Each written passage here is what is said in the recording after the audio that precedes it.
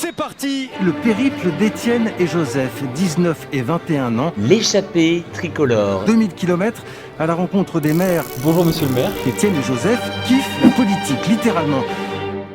Bienvenue dans l'échappée tricolore. Bonjour monsieur le maire. Bonjour. Nous sommes aujourd'hui à Bois de Haye pour la deuxième interview de l'échappée tricolore. Et du coup, nous allons vous interviewer autour de 3 axes qui seront dans la première partie le parcours, la deuxième partie vos actions et vos idées, et enfin la troisième partie la réflexion autour de sujets plus généraux. Alors tout d'abord, en vous détachant de votre fonction de maire, pouvez-vous vous présenter? Eh bien écoutez, j'ai 63 ans, je suis retraité, j'étais cadre de direction à la SNCF, donc cadre de direction dans les finances, la direction financière. Donc je suis en retraite depuis un petit peu déjà. Et puis j'ai beaucoup travaillé dans différents endroits de France. J'ai commencé ma carrière professionnelle sur Grenoble. Ensuite, je suis monté en région parisienne. Ensuite, je suis venu une première fois sur Nancy, Metz. Je suis reparti en région parisienne pour revenir définitivement sur Nancy-Metz. Enfin, définitivement non, parce que les 3 dernières années de ma carrière, j'ai été obligé de retourner sur Paris, tout en restant domicilié sur la région et en ayant un poste, un bureau, disons. Un bureau à Nancy, tout en travaillant pour une direction centrale de la SNCF à Paris. Mais c'est vrai qu'avec les moyens de transmission modernes, c'était déjà du télétravail avant l'heure. Donc j'allais une fois par semaine à Paris, mais sinon c'était du télétravail avant l'heure. Okay. En informatique, aujourd'hui, on peut faire facilement. Est-ce que vous pouvez présenter votre commune, s'il vous plaît, de Bois de Haye? Oui, alors que la commune de Bois de Haye, c'est une commune nouvelle, qui a donc été créée le 1er janvier 2019 par un arrêté préfectoral. Alors c'est une commune nouvelle composée de 2 communes déléguées, la commune de Velaine-en-Haye, dont j'étais maire avant, et la commune de Sexay-les-Bois, qui est un petit village à côté. Alors, Velaine-en-Haye, c'était 1980 habitants, Sexay-les-Bois, c'était 350 habitants. Donc on s'est regroupés, les 2 communes se sont regroupées dans le cadre de la création d'une commune nouvelle. Donc c'est ni une fusion ni une absorption. Très bien. C'est une commune nouvelle. Okay. Donc il y a 2 communes déléguées, et chaque commune a un maire délégué. Okay. Donc, alors, il n'y a pas de conseil communaux, mais il y a un maire délégué à Sexay-les-Bois, qui est un adjoint de la commune de Bois de Haye, et il y a un maire délégué à Velaine-en-Haye, qui est moi-même, en même temps que je suis maire de la commune de Bois de Haye. Voilà, parce que la loi me le permet. Très bien. Avant, c'était pas possible, depuis 2020, c'est possible. Voilà. Très bien. Et dans ce sens, du coup, est-ce que vous pouvez vous présenter en tant que maire? C'est-à-dire combien vous avez conseillé, combien... depuis quand vous êtes élu. D'accord. Donc, si vous voulez, moi j'ai été élu maire de la commune de Velaine-en-Haye, donc avant la commune nouvelle, en septembre 2016, suite à la dissolution du conseil municipal qui avait été élu en 2014. En 2014, j'avais été élu, moi, mais j'étais dans l'opposition. En 2016, il y a eu la dissolution du conseil municipal par un arrêté préfectoral suite au grand nombre de démissions du conseil de l'époque. Et donc en septembre 2016, il y a eu de nouvelles élections municipales que l'équipe que j'avais l'honneur de diriger a remporté. Donc j'ai été élu maire en fin septembre 2016 pour la première fois. Et en 2020, pour les élections municipales, il n'y avait plus qu'une liste. C'était nous, donc on a été effectivement obligatoirement réélus parce qu'on était tout seul. Voilà. Donc aujourd'hui, nous avons 23 conseillers municipaux. Très bien. Alors qu'avant, nous étions à 19. Très bien. Il y a combien de commissions dans votre... Alors j'ai comme ça de tête, parce que j'ai 8 commissions, parce qu'il y a des commissions obligatoires, et puis il y a des commissions facultatives. Les commissions obligatoires, c'est la loi qui les impose. Je vous donne un exemple, c'est la commission appel d'offres. Donc celle-là, elle est obligatoire. Et il y a d'autres commissions, donc par exemple, vous avez travaux, vous avez affaires scolaires, associations, culture, finances, enfin, des choses comme ça, quoi. La forêt, l'environnement, parce qu'aujourd'hui, l'environnement, c'est quand même quelque chose d'important. On le voit dans toutes les communes. Nous, on a commencé d'ailleurs à faire du fauchage tardif. On est concurrent pour recueillir notre première fleur et pour être une station, une commune écologique. C'est-à-dire, quand vous rentrez dans les villes, vous avez des petites libellules. Oui. Voilà, donc on est aussi en recherche route pour demander une première libellule. Voilà, Très donc les gens sont passés pour vérifier. Donc voilà, donc on attend les résultats. Du coup, il y a une commission obligatoire au sujet de l'environnement. Non, il n'y a pas de commission obligatoire, mais nous, on a décidé d'en Non, faire mais- une, et j'ai un adjoint qui s'occupe que de ça. D'accord. Hein, environnement, espace vert, tout ce qui touche l'environnement, quoi. Ok. Et justement, alors, vous nous parlez de votre conseil municipal. Quelles ont été les initiatives que vous avez prises avec, bien sûr, le concours de votre conseil municipal depuis le début de votre mandat? Alors, c'est assez difficile de répondre à votre question, parce que vous n'êtes pas sans le savoir que ça fait un peu plus d'1 an et demi qu'on est avec une épidémie, Oui. et que ça a arrêté plein de choses. Oui. Donc on a quand même réussi à mettre en route, c'était la rénovation de notre salle des fêtes. Très bien. Donc on avait une salle des fêtes qui datait des années 80, qui avait besoin d'être rénovée, un peu agrandie, parce qu'aujourd'hui, effectivement, quand elle a été construite, il y avait peut-être 1200 habitants dans la commune. Aujourd'hui, on est 2003, donc ça fait un peu juste. Donc on l'a agrandie. Alors ça représente quand même un budget de pas loin de 800 000 euros. D'accord. Donc c'est quand même conséquent. Après, on a des projets en cours. On avait un projet aussi, c'était de reconstruire un nouveau groupe scolaire. D'accord. Parce que notre école actuellement, elle date des années 74-75. Très bien. Donc, Est-ce qu'elle est encore active? Il y a encore des enfants? ah oui, oui, elle est actuelle. Oui, on a un groupe scolaire ici, Ok, hein, d'accord. maternelle et élémentaire. Hein. D'accord. On a 9 classes hein, actuellement. D'accord. Donc mais c'est un groupe scolaire qui date.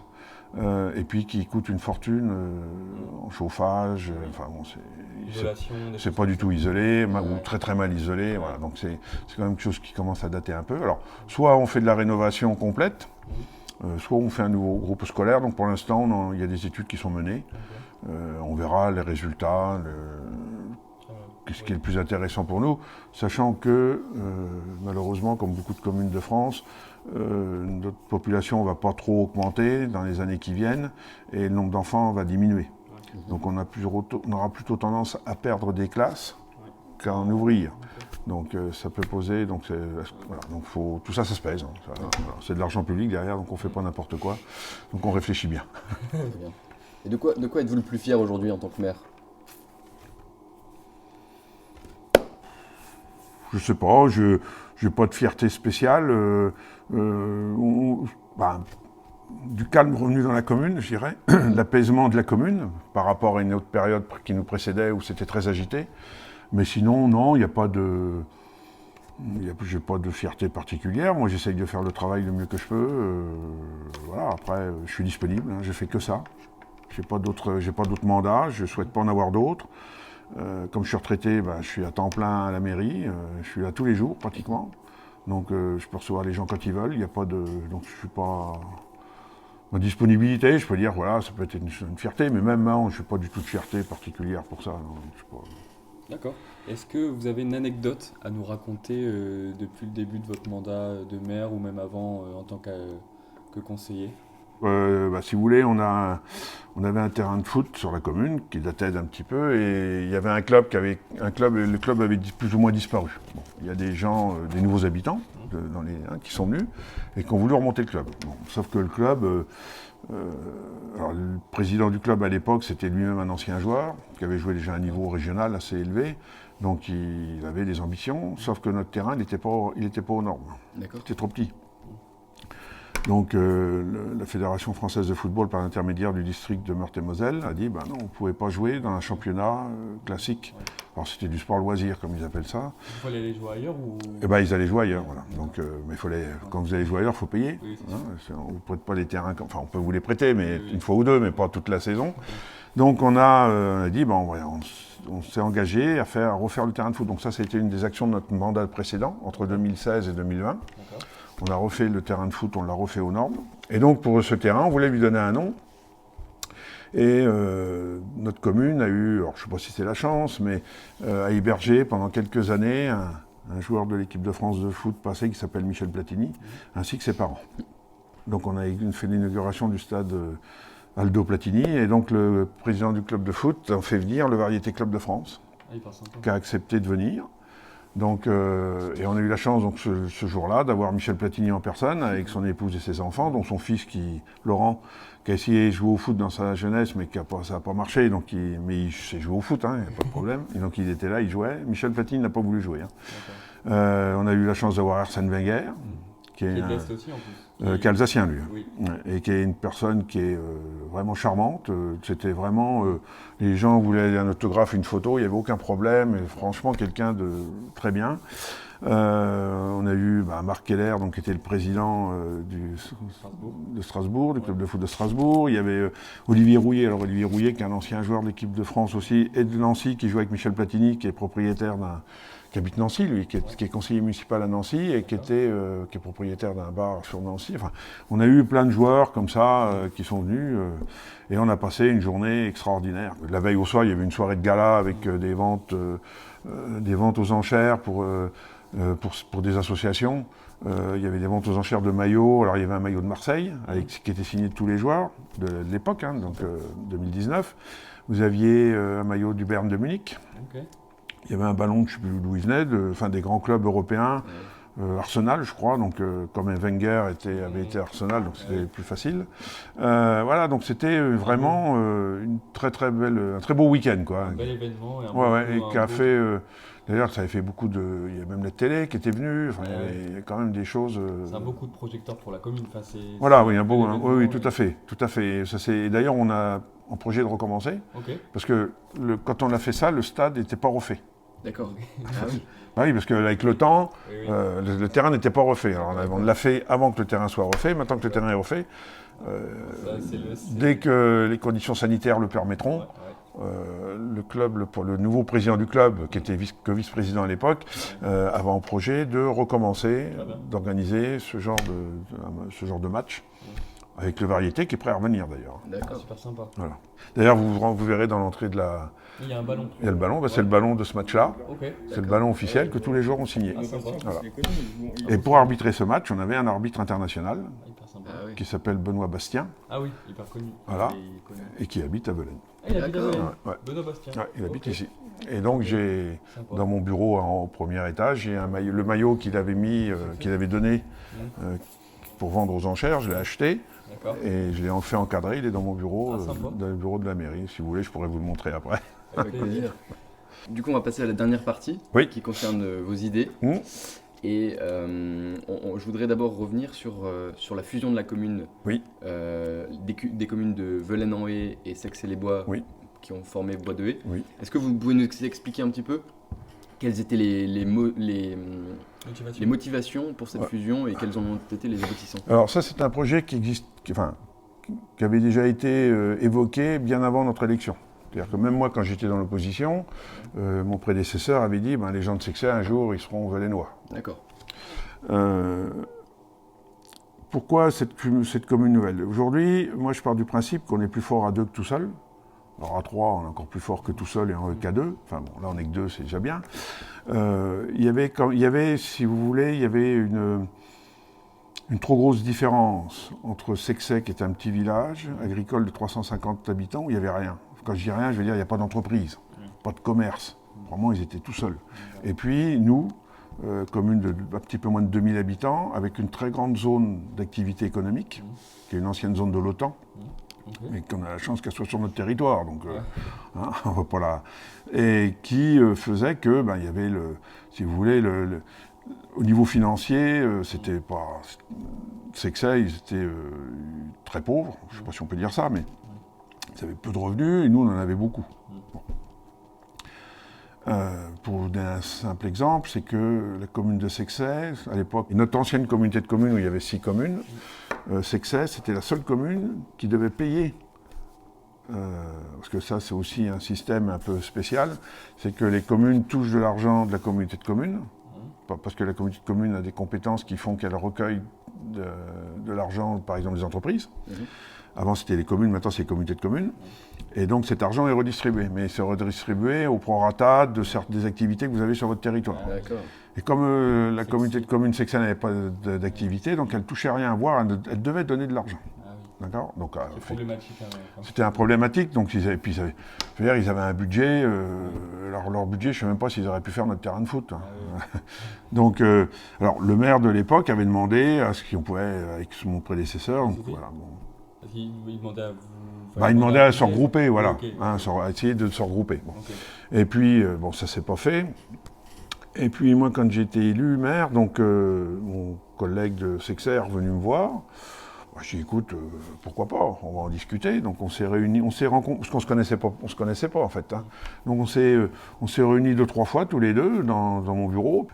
Et puis j'ai dit, bah oui, pourquoi pas. Moi personnellement, ça me dérangeait pas du tout, bien au contraire.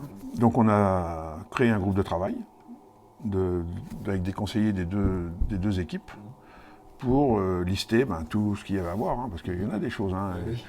Les finances, parce que les taux d'imposition, en fait, voilà, les taux d'imposition ne sont pas les mêmes. Okay. Donc vous ne pouvez pas du jour au lendemain dire vous payez 5, vous allez payer 10, puis les autres qui payaient 15, ils vont payer 10. Ça ne marche pas comme ça. Les écoles, qui sont des choses importantes aussi. Hein, enfin, plein de choses. Quoi. Il y avait tout un tas de... Donc il y a eu plus d'1 an de travail, parce que 2017-2018, hein, ça fait 1 an, grosso modo. Le groupe de travail s'est réuni régulièrement. Il y a dû y avoir pas loin de 7 ou 8 réunions quand même. Oui. Donc pour parler de tout ça, lister, et puis aller voir aussi toutes les parties prenantes, donc la communauté de communes, mais la préfecture, parce que c'est quand même eux qui décidaient. Oui. Donc connaître les contraintes, les conditions pour pouvoir faire une commune nouvelle. Il y avait un moment, il y avait un salon des maires, enfin tous les ans il y a le salon des maires à Paris. Moi j'y étais allé pour justement, il y avait un débat sur les communes nouvelles, qui avait déjà été créé, parce qu'il y en a beaucoup dans l'ouest de la France. Hein. Dans l'ouest de la France, il y a énormément de communes nouvelles, Bretagne, tout ça. Nous, dans l'est, on est très peu dessus. Pour tout vous dire, nous sommes en Meurthe-et-Moselle, la 2e commune nouvelle qui existe. Mais je pense que ça va devenir, et ça doit devenir, pour moi, je pense que ça doit devenir la règle, parce qu'aujourd'hui, avec les conditions économiques qu'on a, on ne peut pas rester comme ça. Il y a des communes, dans notre communauté de communes, il y a 50 habitants. Quoi. Oui. 50 habitants. C'est au milieu de la campagne, d'accord, c'est bien, mais c'est difficilement gérable, quoi. Justement, c'est l'objet de ma question suivante. Est-ce que vous pensez qu'on doit imposer la fusion des petites communes? Parce qu'on est 36 000 communes en France, c'est vraiment une spécificité française. Est-ce que vous pensez qu'on doit l'imposer aux petites communes? L'imposer, non, parce que on sait bien, puis on le voit en ce moment, dès qu'on impose quelque chose, de toute façon, il y a plein de monde dans les rues. Donc, il ne faut pas l'imposer, mais je pense qu'il faut se mettre autour d'une table et discuter. Discuter et dire, voilà, qu'est-ce qu'on peut faire? Alors, peut-être en plusieurs fois, hein, mais l'encourager. Nous, pourquoi on l'a fait? On avait quand même des encouragements financiers en faisant une commune nouvelle. Notre dotation de l'État était augmenté de 5% pendant 3 ans par rapport à la dotation qu'on avait l'année précédant la fusion, enfin la création de la commune nouvelle. Donc comme on sait que les dotations descendent, donc nous on est parti d'une dotation qui était quand même encore assez haute et on a pris 5% dessus. Donc ça veut dire que chaque année on augmente. Au bout de jusqu'à 3 ans, après on va redescendre, mais ça nous laisse le temps de... vous avez plein de choses là. Donc je pense qu'il faudrait encourager la création des communes nouvelles. Les accompagner aussi peut-être. Les accompagner bien évidemment, mais les encourager parce que demain ça sera plus... On l'a vu aux dernières élections municipales, il y a certaines petites communes où il était très très difficile de trouver des gens qui acceptaient d'être candidats et puis d'être maire. On a le cas ici, une commune qui s'appelle Fontenoy-sur-Moselle. Fontenoy-sur-Moselle, c'est 350 habitants. C'est le pendant de Sexay, hein, sauf qu'eux, ils sont à cheval, ils ont une grande zone d'activité économique à cheval sur leur commune avec Gondreville, donc ils ont un peu de sous qui rentrent, mais ils ont eu du mal à trouver, ils ont trouvé quelqu'un, hein, mais c'était compliqué. Hein. Est-ce qu'il y a eu des oppositions dans une des deux communes? Non, ou pas, aucune. Okay. Il y a eu, sur Sexay-les-Bois, ça a été... Alors, donc je finis, donc mi-2018, on se met tous d'accord, donc octobre 2018, ça passe dans les 2 conseils municipaux. Il fallait que ça soit voté dans les 2 conseils municipaux. Et donc, Sexay-les-Bois, c'était voté à l'unanimité. Et nous, c'était voté à l'unanimité moins une abstention. Qui était un élu de l'opposition. Mais bon, Bon, je ne sais pas pourquoi c'est absolu, mais peu importe, c'est la démocratie, hein, chacun est libre. Voilà, donc ça a été voté à l'unanimité, on va dire. Donc, et le décret du préfet a dû sortir au mois de décembre ou quelque chose comme ça pour dire qu'à partir du 1er janvier 2019, la commune nouvelle était créée. Voilà. Très bien. Et pendant donc, toute cette année de travaux, on a fait régulièrement des réunions avec les 2 conseils municipaux réunis. Très bien. Pour les informer de l'évolution du projet, de ce qu'on avait, qui leur sortait, les propositions qui étaient faites, puis il n'y avait rien de décidé, c'est que des propositions qui étaient faites, et puis ils validaient au fur et à mesure. Après la première réunion, on leur a fait toutes les propositions qu'on avait trouvées, enfin qu'on faisait, et on leur a dit, est-ce que vous êtes d'accord pour continuer? Donc à l'unanimité, ils ont tous levé la main pour continuer. Vous voyez, donc ça a été fait de façon très progressive, très transparente, où on leur a demandé leur avis à chaque fois. Et on a fait à la fin une réunion publique. Oui. Alors c'était peut-être là qui était le plus... Donc on l'a fait dans la salle des fêtes de Velaine, il y avait à peu près 300 personnes. Et ça s'est très très bien passé. Les seules questions qui nous ont été posées, ça concernait les écoles. D'accord. Alors je peux vous expliquer après quel est le problème qu'on a avec les écoles. Et les gens qui nous ont posé les questions, ils n'habitaient même pas la commune. Ah oui. Aucune des 2 communes, mais ils étaient plus ou moins téléguidés. Donc voilà, enfin, bon, je passe sur les détails. D'accord. Dans une question également plus générale, qu'est-ce que vous pensez de la réforme des régions comme mesure de décentralisation? Par exemple, surtout avec l'exemple par exemple du Grand Est, qu'est-ce que vous en pensez?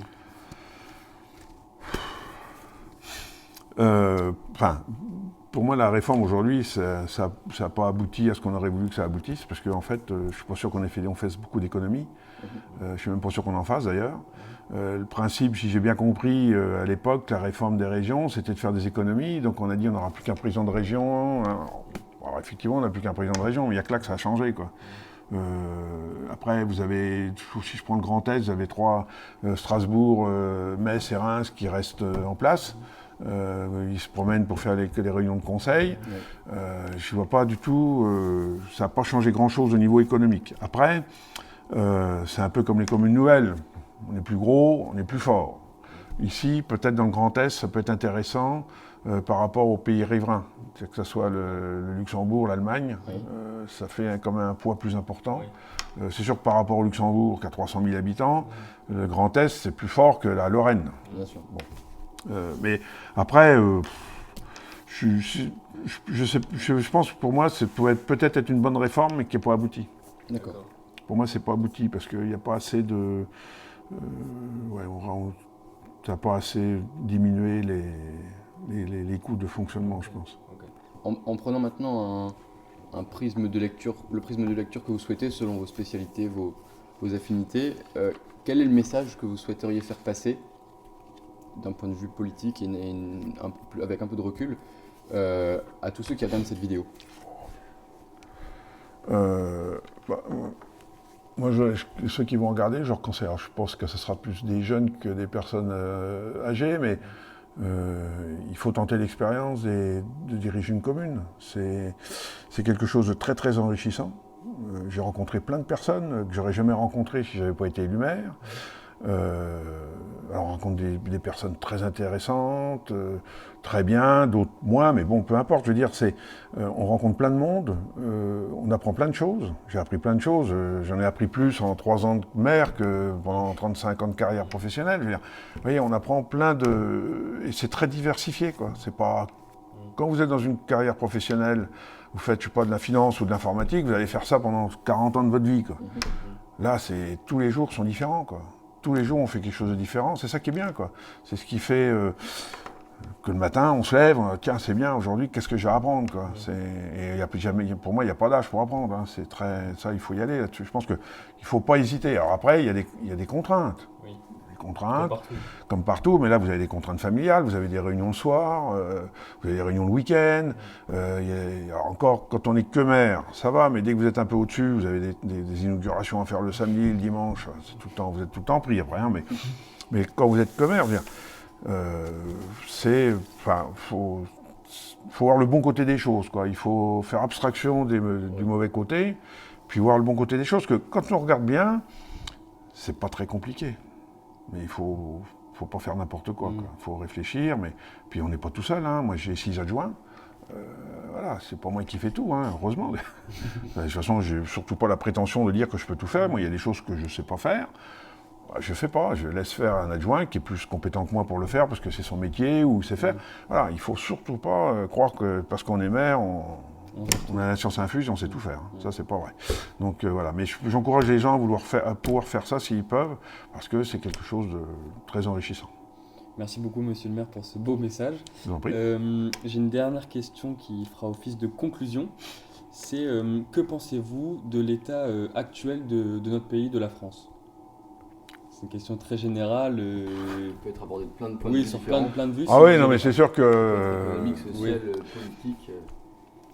Moi, ce que je pourrais dire, c'est que pour en discuter souvent avec des gens qui voyagent pas mal, on dit toujours, il y a ça qui va pas, ça qui va pas. Puis à la fin, on en arrive toujours à la même chose. On n'est pas si mal que ça en France. Parce qu'en fait, quand on regarde ce qui se passe chez nos voisins, des fois, on se dit, on est bien en France, quoi. Parce que nous, on a ça. Alors c'est vrai que c'est pas parfait, mais on l'a. Et puis les autres, ils l'ont pas. Je prends un exemple très simple. Au début, le début de la pandémie, on demandait un test PCR pour passer d'un pays à l'autre. Oui. Bon, en France, jusqu'à aujourd'hui, les tests sont gratuits. Sans rendez-vous, sans ordonnance, vous allez... Bon, ça va peut-être pas durer, mais pour l'instant, c'est gratuit. Moi, je connais des gens qui étaient en Angleterre, qui font un test pour revenir en France. Il y en a qui ont payé jusqu'à 300 € le test. Oui. Et quand on voit l'état où est aujourd'hui l'Angleterre, on se demande... Bon, donc, voilà. Effectivement, il y a des choses qui ne vont pas, mais c'est compliqué. Hein. Moi, je n'aurais pas été à la place du président de la République aujourd'hui, je vous le dis tout de suite, parce que gérer ce genre de situation, c'était pas prévu au départ. Hein. Donc, voilà. Donc, on n'est pas... on pourrait mieux faire, mais ça pourrait être beaucoup pire, surtout. C'est ça qu'il faut retenir, c'est que ça pourrait être beaucoup pire. Donc, voilà. Donc, c'est un peu comme le rôle de maire. Hein. Moi, je garde toujours les côtés positifs. Très bien. J'essaie toujours de mettre ça en avant, les côtés positifs. Il y a toujours des côtés négatifs, bien évidemment, mais voilà, si les positifs sont plus importants que les négatifs, on les oublie. Voilà, donc, très bien. Voilà. Merci beaucoup, monsieur le maire, pour cette belle conclusion. Merci de nous avoir reçus dans la mairie et d'avoir répondu à nos questions. Ouais. Mais je vous en prie. Merci. Je vous souhaite bon courage pour la suite de votre périple. Merci. Un grand merci. Merci à vous.